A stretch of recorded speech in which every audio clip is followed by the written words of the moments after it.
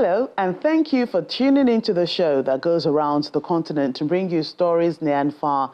I'm Joke Rogers at Channels Television here in Lagos, and I'm joined by Vincent McCory from the Voice of America in Washington, D.C. Thanks. I'm Vincent McCory at the Voice of America. Happy to be with you again for another edition of Africa 54. Let's start off with the latest from Nigeria. Joke Rogers in Lagos brings you that story. Africa Missions Global, a faith-based not-for-profit organization founded in 1996, has held its first edition of an initiative known as Horizon 2033 in Manhattan, New York. The initiative, targeted at impacting 100 million lives by the year 2033, was founded by the visionary of Africa Missions Global, Pastor Mrs. Folu Adeboye, and her husband, the General Overseer of the Redeemed Christian Church of God, Pastor Enoch Adeboye, to empower humanity through charitable causes of providing education, water, healthcare, and empowerment, especially for women and children. Our correspondent, Anne Wawudo, was there and now reports. The inaugural edition of Horizon 2033 in Manhattan, New York opens with guests from all walks of life coming together to celebrate the vision of this initiative. It begins with the unveiling of the new brand visual. The new brand visual, you say, is not just a design. It is a representation of our spirit. It symbolizes the boundless energy and determination that fuels our mission to drive positive change worldwide. It stands for young lives aspiring to reach their full potential and embrace the values that underpin community and nation building. However, we cannot embark on this journey without acknowledging the challenges that lie before us. The visionary, Pastor Mrs. Folu Adeboye, explains the inspiration behind Horizon 2033, connecting it to the Sustainable Development Goals of the United Nations.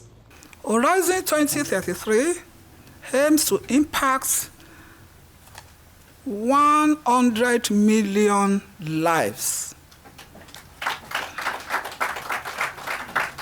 in Africa and globally by 2033. We will do this through community-based social intervention programs that focus primarily on making value-based, inclusive, and equitable quality education more readily available to historically disadvantaged communities. The role of faith-based organizations cannot be overemphasized. There's a lot of challenges around the world. We know the impacts of the climate challenge. We know the impacts of the COVID pandemic. We know the impacts of many unsolved conflicts, which are really crippling our continent, not because we're the cause, but because we happen to be the unintended recipients of the outcomes. And for that, I think the solutions really lie at the community. And so having community-based organizations and faith-based organizations work together with business, with governments to deliver is very, very important. After all, change is what really starts at the community level. For the First Lady of the Federal Republic of Nigeria, Senator Oluremi Tinubu, the best legacy to leave behind is one that will have a ripple effect. Africa is a great nation, is the giant of nations. But this is the way to start. The partnership we'll get from here. And I was discussing with my parents in the Lord this morning before we entered the room. I said, I don't want to build any building. I just want to invest in lives. And I think with the Renewed Hope initiative we started is one life at a time. And life is very, very important. Buildings will crumble, but as long as you have blood flowing in your veins, you keep going. For charitable causes such as this, great partnerships are important. At the African Export-Import Bank, we believe that the only way we will achieve the SDGs is if we can trade with one another. And how do we trade with one another? We need to produce. How do we produce? We need to educate our youth. And the vision and the objectives of Horizon 2023 fit into the objectives of the bank in that regard. This vision of Dear Mommy Gio is one of those opportunities that we have to accelerate in the area of education, especially the giving of quality education. When we all determine that I will do something, the world will be a different place. It will be a better place. Governors of Lagos and Akwa Ibom State laud the initiative, pledging their support. Baying of agriculture is actually the rural areas. So we're doing just that, and it coincides with the vision that Horizon 2033 has.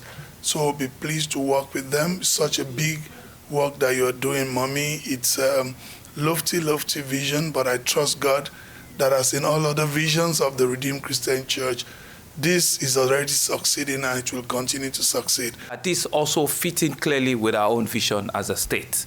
And I'm truly, truly glad that at this time we can join you. We can join you with all of the goals that have been set by other world leaders. Sustainable Development Goals 2030, the African Agenda 2033, the Horizon Vision 2033. It speaks to one thing, that all of us need to work collaboratively together, and we need to do it quicker, faster, and bigger. And life patron of African Missions Global. The life patron of African Missions Global, Pastor Eyono Williams, who has supported his wife on this journey through the years, believes that the vision is achievable. When a man living in a room in a slum part of Lagos tells you that God said he's going to build him a city, what will you call him? If you don't say a madman, you say a dreamer. Well, whether we believe it or not, God still being on his throne, within the next 10 years, African Mission Global will have touched at least 100 million lives. With a successful outing of Horizon 2033 and several impactful initiatives over the years, the African Missions Global hopes to continue its mission of attaining the Sustainable Development Goals, thereby creating a better future for children in Africa and the world at large. From Manhattan, New York, Ann Nwawadu, Channels Television News. Joining us to discuss this topic is the Executive Director of Africa Missions Global, Pastor Eyono Williams. You're welcome to Africa 54. Thank you very much for having me. Thank you.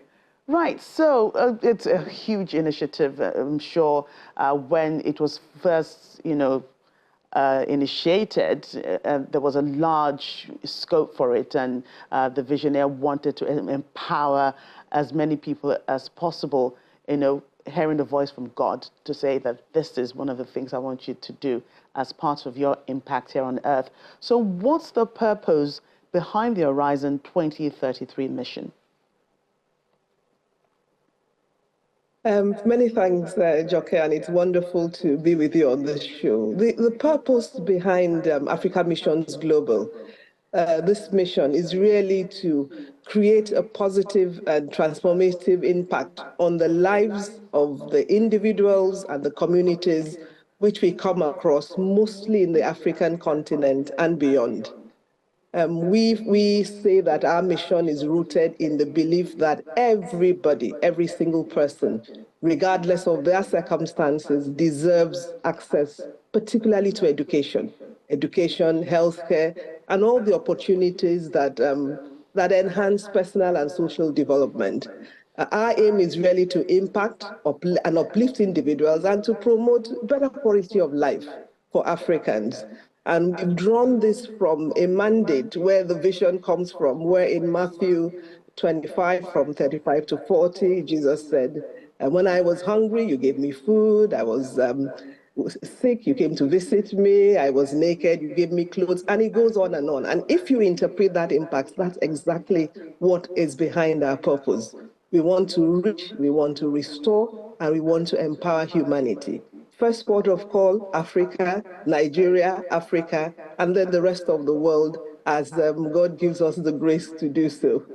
Right. You know, it's so funny that, you know, the host country, of course, the host country of the Virgin Air is Nigeria, where, you know, there's a lot to be done here as well. The humanitarian crisis, the, you know, problems in different regions where people really actually need help. So it's one thing to say you're doing something in Nigeria, but then it cuts across Nigeria, as you've just said, Africa, and then, you know, eventually it's going to be the rest of the world. But impacting 100 million lives is a huge task on its own. So what's the plan to cover this? The way in which we want to go about achieving this, based on our track record and the experience that we've gathered, we have realized that any community you go into in Africa, in particular, and I believe maybe everywhere else in the world, there is a desire that our children should do better than we did. We see that in most communities. So when we go into a community, we found that what attracts everybody, you go into a rural community, if there is no school, we start a primary school. If there is one, we empower that primary school. So we've looked at the demographics. There's a huge youth population in Africa. So we want to use the framework already set up by the UN SDG 4 on quality education. There's already a framework. There's a global initiative on education. They also have a framework. We want to sort of superimpose us on what they've done to provide value-based education for the communities where we have impact. When you go into a community and set up a school, the first thing you want to do is put a borehole so they have clean water. With clean water comes primary health. Many primary health issues are cut off almost immediately, so you've impacted health. And so we have a bit of experience in working in conflict zones, but we really believe that if you can educate the people, that's why we are zeroing in on the young, then they themselves will grow up knowing that there's another way to life, not just conflict. So I hope I got your question correctly. Yes, certainly you did. And we'd like to thank you so much for coming on board Africa 54 and to explain and expatiate more on the work that's been done by this organization. Massive, massive work of impacting people. 100 billion. You said you've done 30 million already. Good luck. Best of luck on carrying out this huge task. And congratulations once again. Thank you. Thank you. We want to know what you think about Africa 54 and the stories we cover. Join the conversation on Facebook. The address is Africa 54, and check out our headlines 24/7 on voaafrica.com. After the break, with Nigerian health workers saying poor power supply often forces them to stop offering services at night, a solar power initiative gives hospitals hope.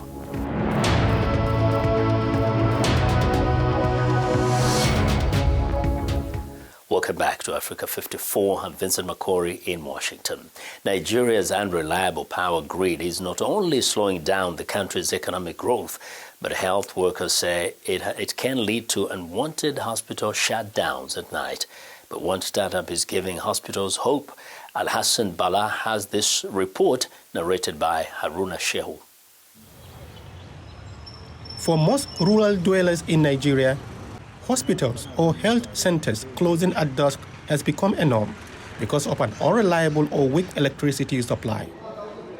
In areas where hospitals must operate at night without electricity, health workers attend to their patients using flashlights or lanterns.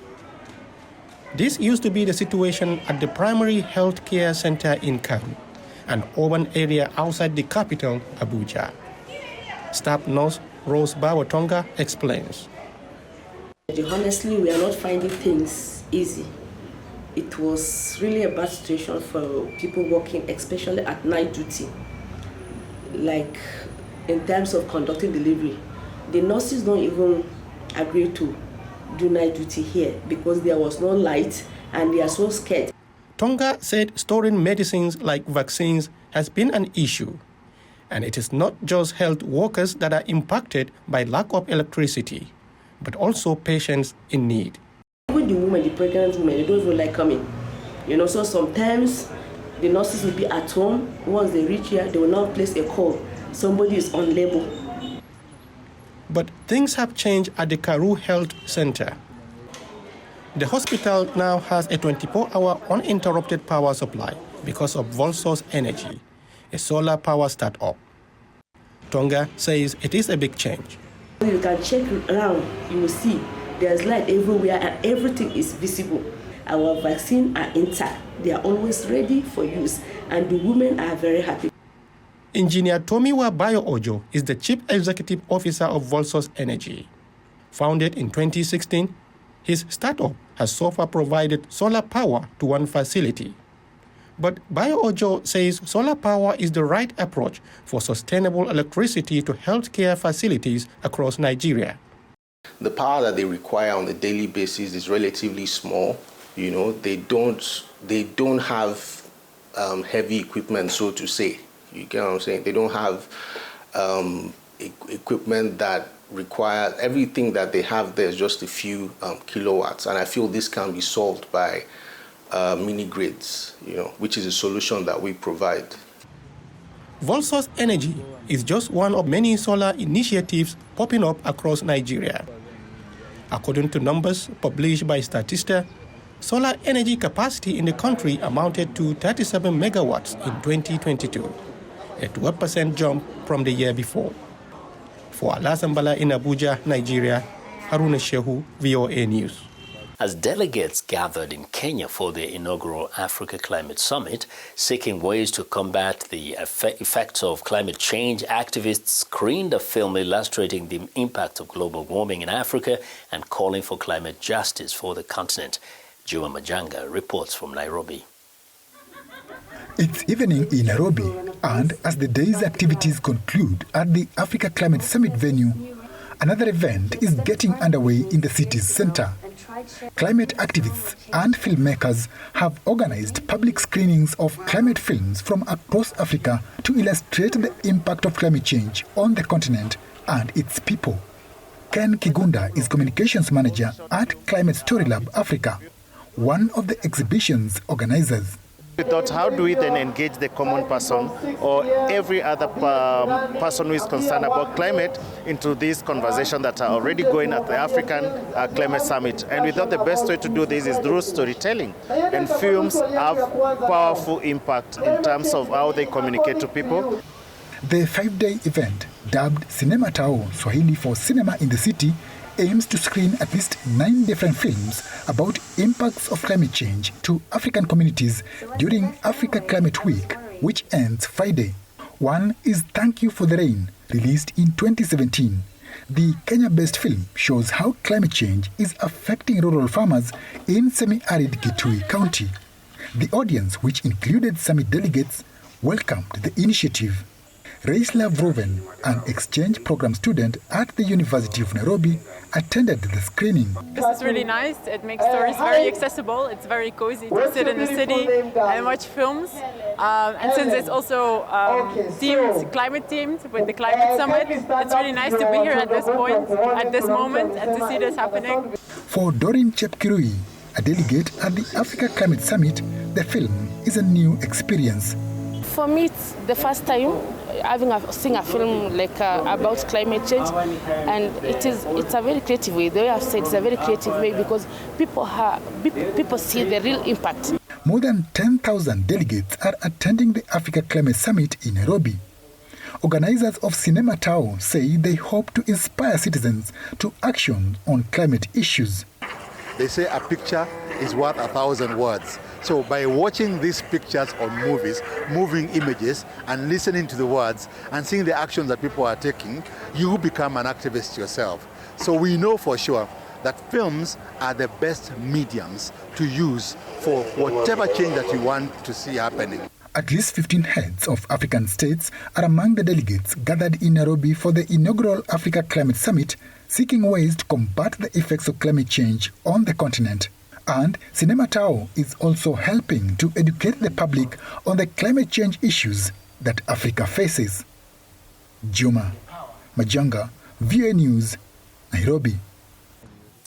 The arrest and conviction of a Malian TikTok influencer and other critics of Mali's military government has raised concerns among human rights activists about what they say is a crackdown on the government's political opponents and the suppression of press freedom since the junta took power. A VOA reporter talked to human rights workers in Mali's capital, Bamako, who said the trend is worrying and likely to continue under military rule across the Sahel. On the outskirts of Bamako, Shaka Doumbia passes the morning at his sister's home. Rokia Rose Doumbia has been incarcerated since March of this year. She was sentenced this month to 1 year in prison on charges of calling for revolt and disturbing public order after she published a TikTok critical of Mali's president, Assimi Goïta.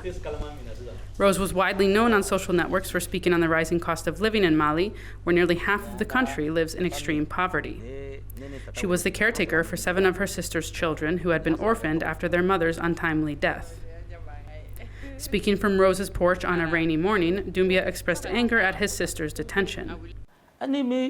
She has the right to speak in her country. She is a Malian just like all other Malians, but just for speaking, they will come and take you and say that you're a bad citizen, that you don't like your country, that you're an enemy of the army. Agibou Bouarde, the president of Mali's Human Rights Commission, says charges like disturbance of public order are used as a way to arrest and charge critics. Several government critics have been arrested or fled the country after being pursued for speaking out about perceived injustices on the part of the Malian army or the military government.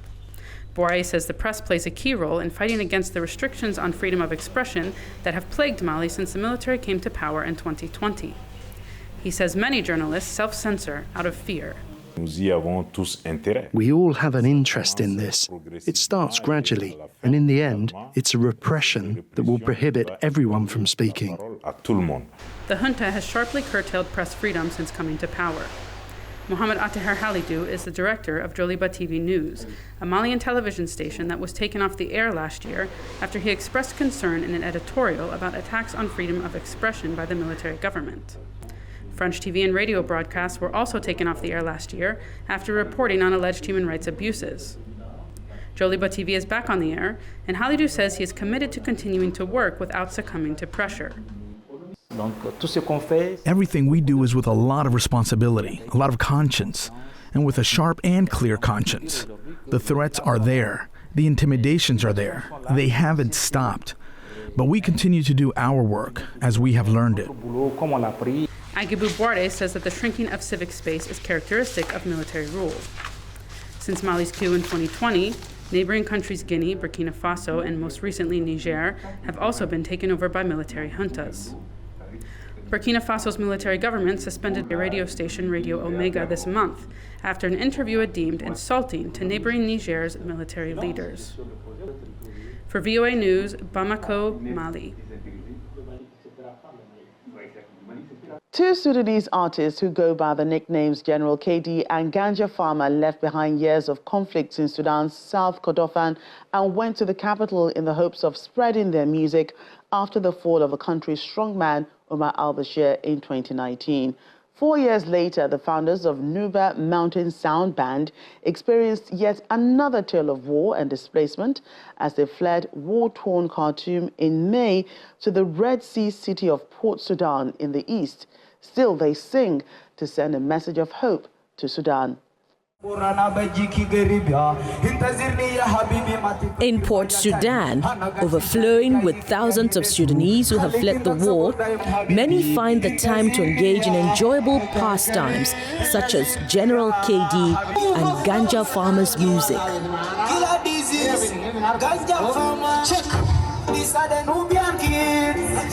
They listen, some moving to the beat as the pair sing their own tracks and rap. Nuba Mountain Sound Band was founded in 2014 with the aim of reviving South Sudan's traditional music.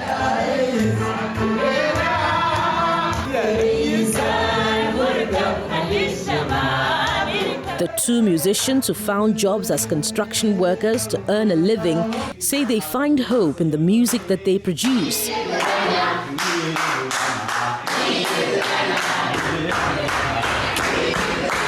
They also participate in music workshops where they teach their fellow Sudanese citizens traditional music and dance. For 29-year-old General KD, music is a vehicle to show Sudan's diverse culture. We want to show the world that this is Sudan. Sudan is not just war, but without peace, these things won't happen. We need peace so that we can show the world who we truly are.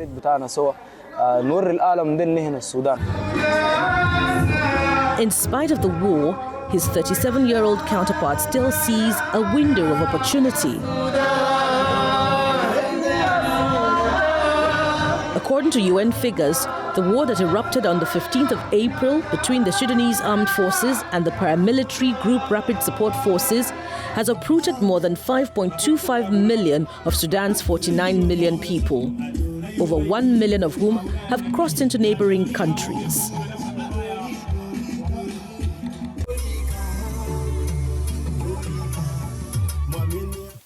Well, and that's our show for today. You can find all the continent's top news and world news online at voaafrica.com. Check it out. I'm Vincent McCory in Washington. Channels Television has our last word. We'll look forward to bringing you another show next week. Remember that channelstv.com is your source for news and other programming. Thanks for watching and goodbye.